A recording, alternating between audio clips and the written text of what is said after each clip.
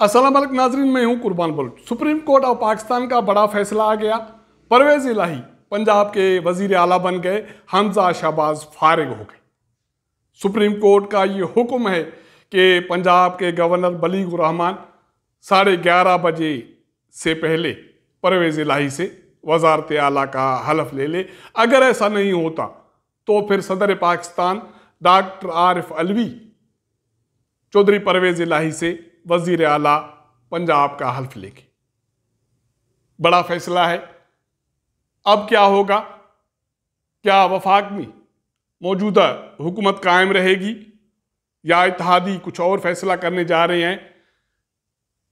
तहरीक इंसाफ के सरबराह इमरान खान पंजाब असेंबली के हवाले से, केपी की असेंबली के हवाले से, जीबी और आज़ाद कश्मीर असेंबलियों के हवाले से क्या फैसला करने जा रहे हैं, नई डेवलपमेंट्स क्या हैं, इसका जायजा लेने की कोशिश करेंगे।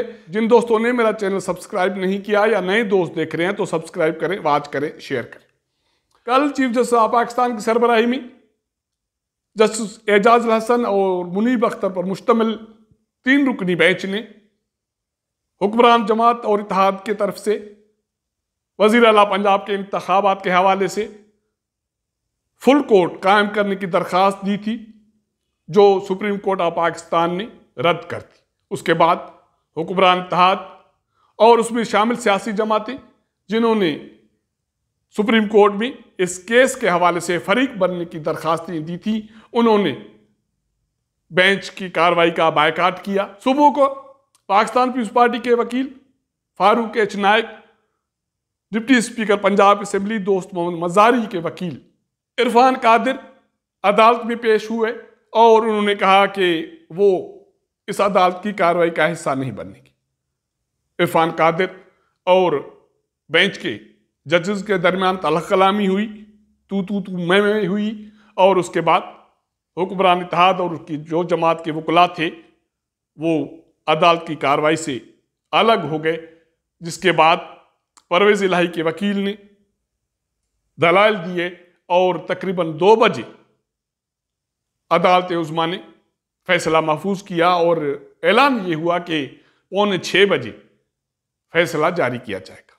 उसके बाद वक्त फिर तब्दील किया गया और 7:30 बजे ऐलान किया गया फैसला जारी करने का, लेकिन फैसला जारी हुआ तकरीबन 8:50। पंजाब असेंबली के डिप्टी स्पीकर दोस्त मोहम्मद मजारी की जो रूलिंग थी उसको कलअदम करार दे दिया गया और कहा गया कि उसकी कोई कानूनी हैसियत नहीं थी।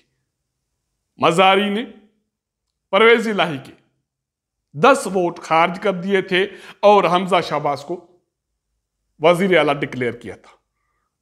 सुप्रीम कोर्ट की 3 रुकनी बेंच ने हमजा को ओहदे से हटा दिया और उसकी काबीना को कलअदम करार दे दिया और उसके साथ साथ उन्होंने जो तकर्रियां की उसको भी कलअदम करार दे दिया गया।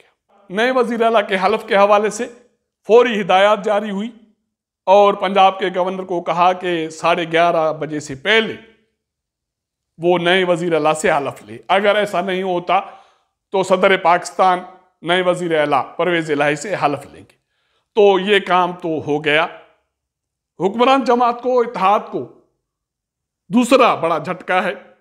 एक जोर का झटका ये लगा था कि फुल कोर्ट बनाने के हवाले से उनकी दरखास्तें रद्द हो गई, उन्होंने बायकाट किया, लेकिन उसके बावजूद अदालती बेंच ने कार्रवाई जारी रखी। उसके बाद दूसरा झटका ये लगा कि हमजा शहबाज फारिग हो गए और परवेज इलाही पंजाब के नए वजीर आला बन गए। अब आगे होगा क्या? इस्लामाबाद में 2 मुख्तलिफ थ्योरीज चल रही हैं। वो थ्योरीज ये चल रही हैं कि हुक्मरान इत्तेहाद ये फैसला करने जा रही है कि सदर को सिफारिश की जाए कि असेंबलियां तहलील करे और नए इंतखाबात का शेड्यूल अनाउंस हो जाए। जराए का कहना है कि इसके हवाले से बहुत सारी पेशरफ्त हो चुकी है। मौजूदा इत्तेहादी हुकूमत को इस सेटअप से जाने के लिए कोई बहाना चाहिए था, वो बहाना मिल गया, क्योंकि जब से नई इत्तेहादी हुकूमत बनी थी हुकूमती मामलात नहीं चल रहे थे, मईशत का बहरान था, और उसके साथ साथ उनका यह भी इल्जाम था कि उनको काम करने नहीं दिया जा रहा। सुप्रीम कोर्ट ऑफ पाकिस्तान का ये जो फैसला है, उसने बकौल हुकूमत इत्तेहादियों के उनको एक मजीद आसान रास्ता फराहम किया हुकूमत से निकलने का।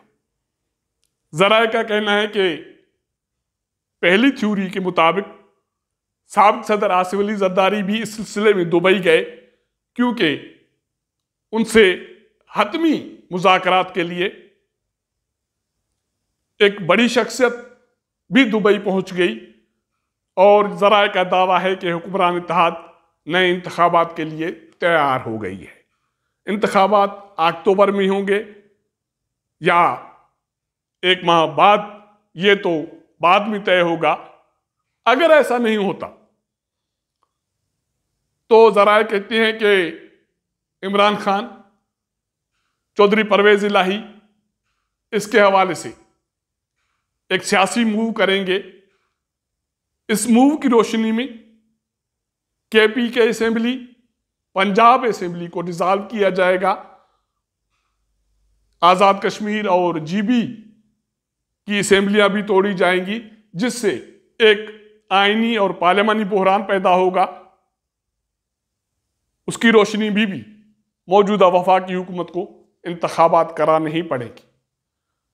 हुकूमत के कुछ अहम किरदार यह तजवीज़ कर रही हैं कि अदालत के साथ टक्कर ली जाए। पाकिस्तान पीपल्स पार्टी, पार्लियामेंट के तर्जुमान और सेक्रेटरी जनरल फरतुल्लाह बाबर कहते हैं कि अदालत उज़्मा के अख्तियारात महदूद किए जाएं। वक्त आ गया, अगर ऐसा नहीं किया जाता तो फिर रोना धोना बंद किया जाए। मुस्लिम लीग नून के नायब सदर मरियम नवाज कहती है कि यह फैसला अदालती बगावत है।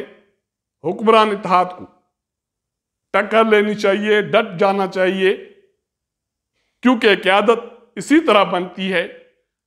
अगर ऐसा नहीं किया जाता तो फिर स्टेटस को में जीना सीख ले।